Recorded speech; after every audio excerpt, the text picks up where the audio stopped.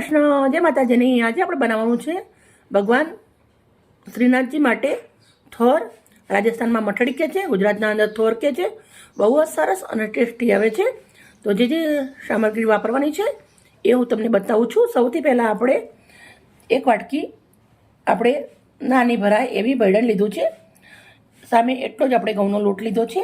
હું માખણનો ઉપયોગ કર્યો છે, તો માખણ લીધું છે અડધી વાટકી, અને સાથે આપણે દૂધ લીધું છે. દૂધ મેં ગરમ કરી લીધું છે. બનાવવાની રીતે આપણે ચાલુ કરું છું. આગળ જે વાપરીશ એ તમને બતાવીશ. ઘઉંનો કકરોટ લોટ લીધો છે એક વાટકી ચારીને. એક વાટકી આપણે ઝીણો લોટ લીધો છે. આપણે મોટા 2 ચમચા ભરાય એટલું માખણ લીધું છે. આપણે ઘીનો પણ ઉપયોગ કરી શકીએ છીએ, પણ ભગવાનને માખણ વધારે સારું લાગે ખાવું, એટલે મેં માખણનો ઉપયોગ કર્યો છે. આ માખણ ફ્રેશ જ બનાવેલું છે, દહીં જમાવી અને એને ઝેરીને છાશ બનાવીને માખણ આવે એ લીધેલું છે. મસ્ત હાથથી મિક્સ કરી દેશું. સરસ મિક્સ કરી દીધું છે. તો પછી આપણે થોડું દૂધ નાખી અને એકદમ કઠણ લોટને બાંધી લેવાનો છે. વધારે દૂધ પહેલાંથી નથી નાખી દેવાનું.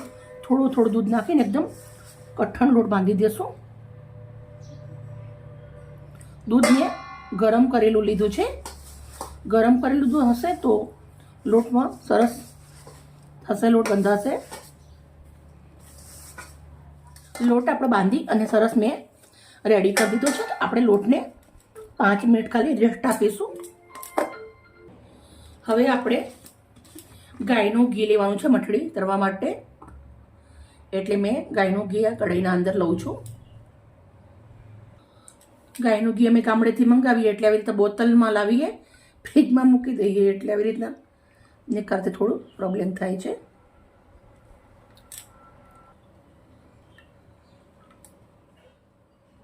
ઘીને મેં ગરમ મૂકી દીધું છે. મસ્ત ઘી ગરમ થવા દેશું. હવે આપણો લોટ રેડી થઈ ગયો છે. આપણે આવી રીતે એને લુવા કરી દેવાના છે. તો હું લુવા આટલા કરીશ.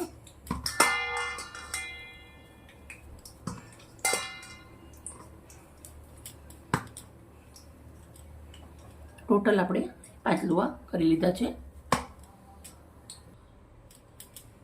હવે આપણે એને વણવાના છે. કકરો લોટ છે એટલે સાવધાનીથી વણવાના, દબાવતું જવાનું અને વણતા જવાના. એકદમ હળવા હાથથી આવી રીતે દબાવતા જશું. આપણે આને વણી લેશું.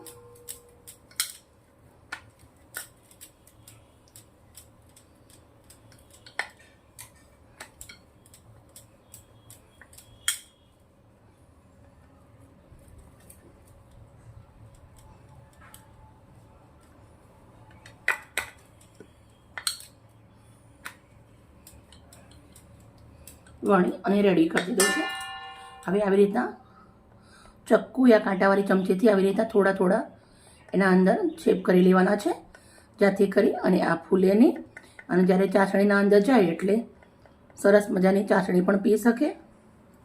તો આપણું આ રેડી થઈ ગયો છે.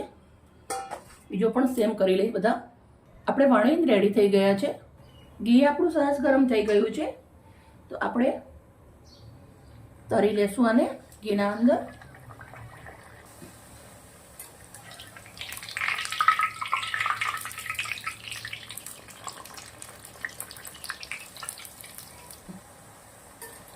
બંને બાજુથી આપણે આવી રીતે ઉલટી પુલટી કરી અને મસ્ત મજાના એકદમ ક્રિસ્પી આને તરી લેવાના છે. મિત્રો તમે જોઈ શકો છો કલર ચેન્જ થઈ ગયો છે અને મસ્ત મજાનું રેડી થઈ ગયું છે. આ હું કાણાવાળા ચારણાના અંદર મેળવીશ.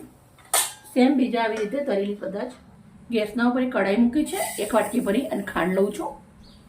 હવે આપણે અંદર થોડું એવું પાણી નાખીશું. થોડું પાણી નાખવાનું છે. હવે આપણે આની એક ચાસણી બનાવવાની છે. જાડી ચાસણી આવે એવી બનાવવાની છે.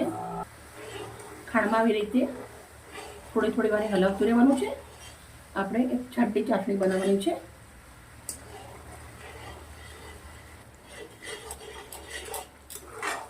ચાસણી આપણી ગળ થવા આવી ગઈ છે.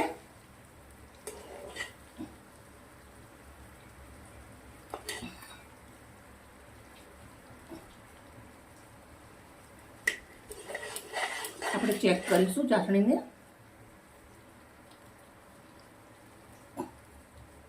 થોડી વાર છે.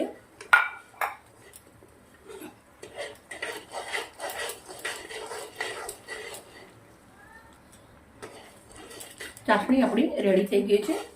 તારની કંઈ પણ જરૂર નથી હોતી, પણ તમે જોઈ શકો છો આવી રીતના લચકા જેવી પડી એટલે આપણી ચાસણી રેડી થઈ જાય. તો હવે આપણે ચાસણી રેડી છે. મેં ગેસને બંધ કરી દીધો છે. હવે આપણે આવી રીતના મસ્ત મજાની મિક્સ કરી લેવાની છે. હવે આપણે એક એક આવી રીતે અંદર નાખીશું.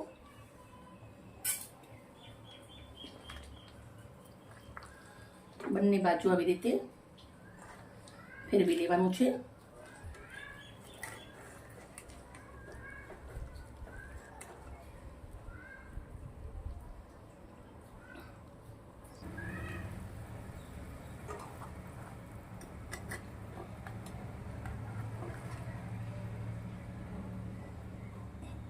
આવી રીતે ચાસણીના અંદર બોરી આવી રીતે તાસના અંદર રાખી દઈશું. આને એક એક કરી અને આવી રીતે અલગ રાખી દેવાના છે. પછી 10 મિનિટ આને ઠંડા પડવા દઈશું. આપણે ઠંડો પડી ગયો છે. તો આવી રીતે મેં એક પ્લેટ લીધી છે. પ્લેટના અંદર આપણે લગાવી દઈશું.